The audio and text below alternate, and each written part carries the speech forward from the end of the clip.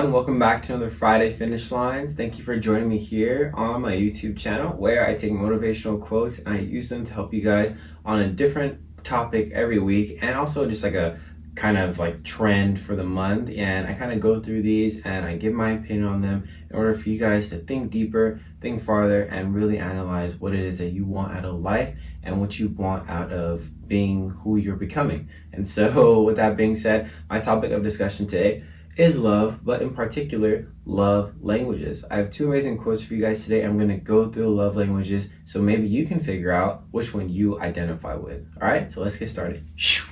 Okay, guys, so it's not going to be like a two-part series. I do have two quotes for you guys, but I'm going to start off with one, and I'm going to go through the 5 love languages, and then I'm going to finish with the last one. So this first quote I have for you guys comes from Gary Chapman. He actually wrote one of the many books out there about the 5 love languages, and this part or this quote in the book, I believe, says, "Love can be expressed and received in all 5 love languages. However, if you don't speak a person's primary love language, that person will not feel loved.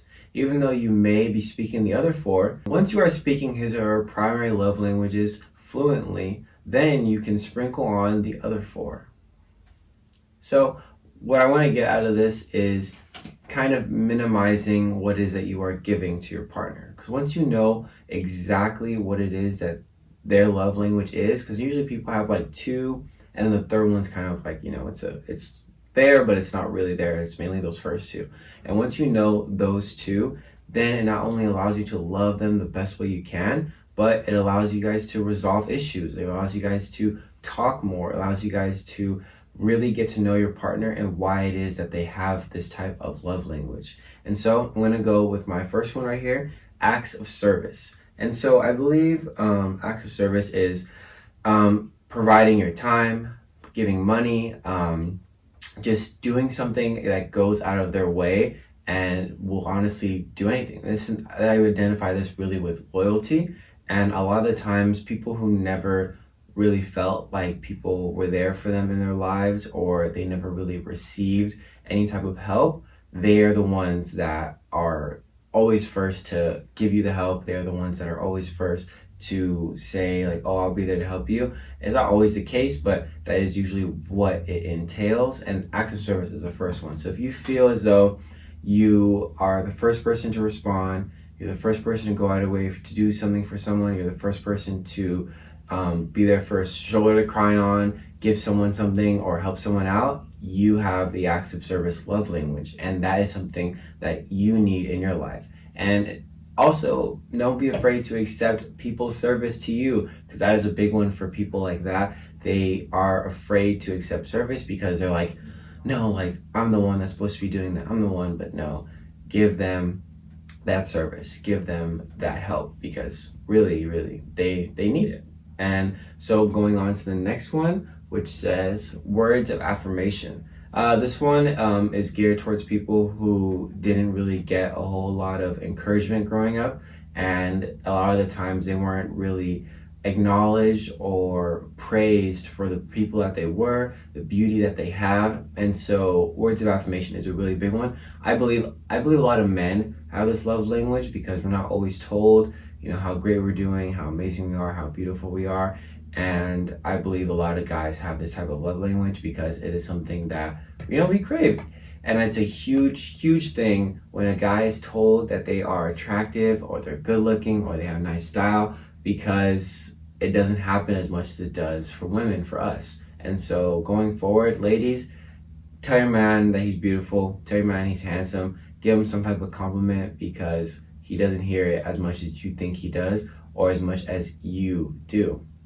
So make sure that you are doing this, and remember that words of affirmation can be just little things, like, hey man, like you look good today, like you're smiling today, like nice smile, like little things. And also if you are a person who gives this type of love language, then make sure you tell your partner that there's something that you're going to do. You're always going to compliment them, you're always going to do that for them, and make sure they receive it in the right way, because a lot of people do not know how to accept compliments. And so going on to the next one, gift giving. I believe so. Gift giving and acts of service kind of go hand in hand. They're somewhat similar, but in a way, gift giving, I believe, is actually like gifts. Like this person enjoys buying things for people, and that is the way they show love. They may not say a whole lot of things, they may not do a whole lot of things, but when it comes down to it, they'll get you some nice gifts, and they'll give you the most thoughtful gifts that you can think of.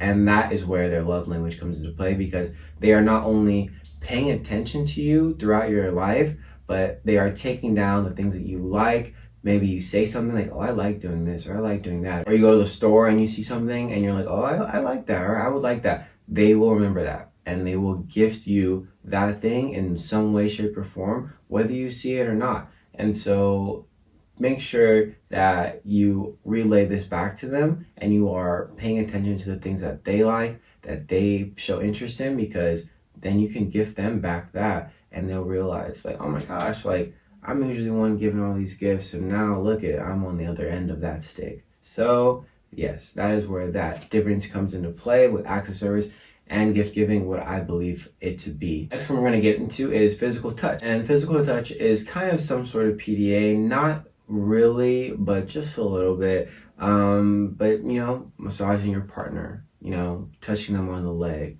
or you know, doing something that you just like, you're just next to them. It's not necessarily clingy, but it's more of a, hey, I'm here kind of thing. So that is what your person who has a physical touch love language, how they show it, they will do that. They will want to touch you. They want to let you know that you're there. And so receive that back to them. So there are tests you can take online to find out your love languages.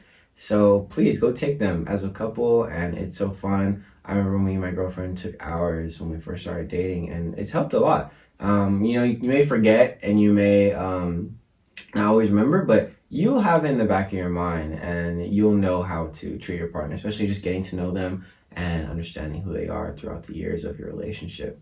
And so, yes, make sure you are taking note of the physical touch. Now, always have to touch them. A lot of people don't like being touched, which I understand, but you know, if you want to show your partner that you are receiving their love languages and it is reciprocated, you know, give them a little, hey, I'm here, like, what's up, you know, like, we're all good kind of thing, you know. And getting into this last one, quality time. Quality time, I believe, is a big one for a lot of people. This goes towards people who, you know, have abandonment issues, or have some sort of, you know, feeling in them that people kind of leave their life, and that's okay. So spending quality time with them, whether it be doing something you both like, doing something that they like, doing something that you like, they enjoy that. And I also agree that this is a lot of big one for guys, because it doesn't matter what we're doing, ladies, you know, as long as we're with you, we are enjoying it, and it could be anything. But also, ladies, you know, mix it up. Gear it towards your man sometimes. Like, hey, let's go do something that you like, blah, blah, blah, vice versa. So just continue with the quality time. And I'm going to jump back to physical touch. This is a love language that a lot of people create throughout their lives, based off, you know, not being really held as a child, kind of being left alone, their parents not really being physical touch people. That is what generates that type of physical touch in them, because they don't really receive it that much. And so quality back to quality time. Just make sure you're spending time with your significant other, with your friends, gaining that love, creating that love, and making sure that you are aware that sometimes the quality time isn't being spent, and you need to spend that quality time with them. Doing whatever. It doesn't have to be anything specific. It can be whatever you guys want. And so to end it off, I'm going to give you guys another quote from Gary Chapman, very simple, to the point. It says, love is a choice you make every day. So remember that each day you go through relationships, each day you experience something new, maybe it be bad or good, it's your choice to love. And it's your choice to show that love. And I'm not saying that, you know, love isn't a feeling, or love isn't something that you just have in your heart. What I'm saying is, even though someone does you wrong, or even though someone may do a terrible thing to you, you love them regardless, because you know they're not perfect, and you know you're not perfect, and we all make mistakes. So yes, that is what that last quote says. But yeah, thank you. All right, to end it off, I appreciate each and every one of you. Make sure you're finding out your 5 love languages. Go online, take some tests, find out what your love language is so you can better understand who you are, why it is you have these love languages, and also it will help you find out what kind of job will suit you best. I mean, it goes that deep. But yes, it always helps with your relationships, and it will also allow you to know more about your partner and know more about yourself. So going forward, just make sure you have your love languages intact, and make sure that your partner respects that and respects you and continues to show your love languages, and you continue to show them back to them. All right, I'll see you guys next week with another topic. It might not be about love, it might, but we'll see. All right, I'll see you guys next week. Thank you.